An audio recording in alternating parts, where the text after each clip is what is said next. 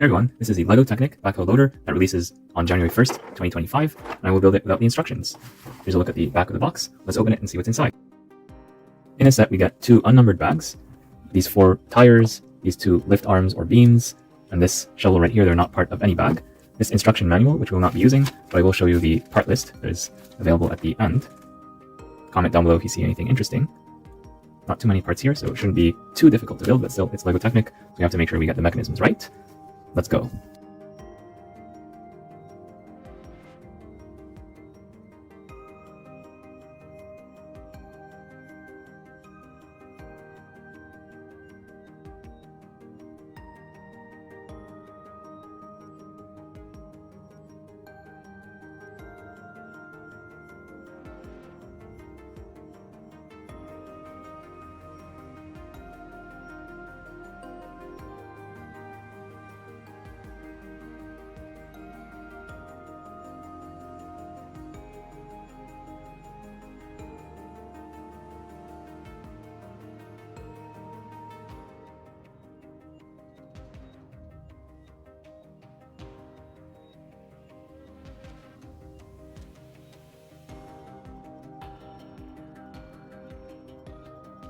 Yeah, right before I cover this up, I'll mention that this is how the mechanism works for lifting this bucket and lowering it.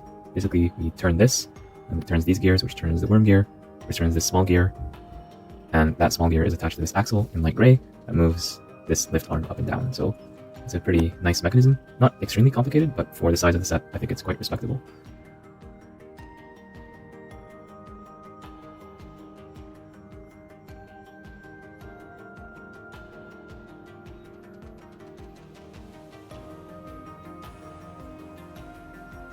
And we're done with the build. Here are the extra pieces in the set, not that many, nothing super interesting here. In terms of scale, here's what this looks like next to a minifigure. Unfortunately, no such minifigure, or any minifigure for that fact, is included in the set, and it doesn't even support minifigures by default, so if you want to make the minifigure sit here, you're going to have to make some adjustments, but it is within the realm of possibility. You might need to add a few of your own pieces though. But at least it's minifigure scale, so it looks like a minifigure might operate this thing. Maybe it's a little bit larger than expected, but I'd say it's within the realm of reasonability. So what can this thing do? Well, it can go back and forth, obviously. It can raise and lower this front arm, which by default has a bucket attached to it, but the bucket can be removed and you can add other accessories here to these Technic holes, or you could have something that's more LEGO system and it would be attached to this thing right here. So you could replace this with alternatives if you have them. And the bucket can ratchet as well up and down, so you can simulate picking up some stuff like LEGO pieces or other things, and then hauling them up like this, taking them somewhere, and then dumping them off. And this even can hyperextend below the surface level. In other words, you can make it run only on 2 wheels, which is something that is sometimes done in real life. So, and here's a test with a random LEGO vegetable. Can we pick this thing up? Not quite. We're gonna have to cheat a little bit by holding onto it, or actually, if we do this, push it all the way against the wall, then we got it. We're able to lift it up. Oop, nope. Let's try that one more time. We have to ratchet it first, and then we can lift it up.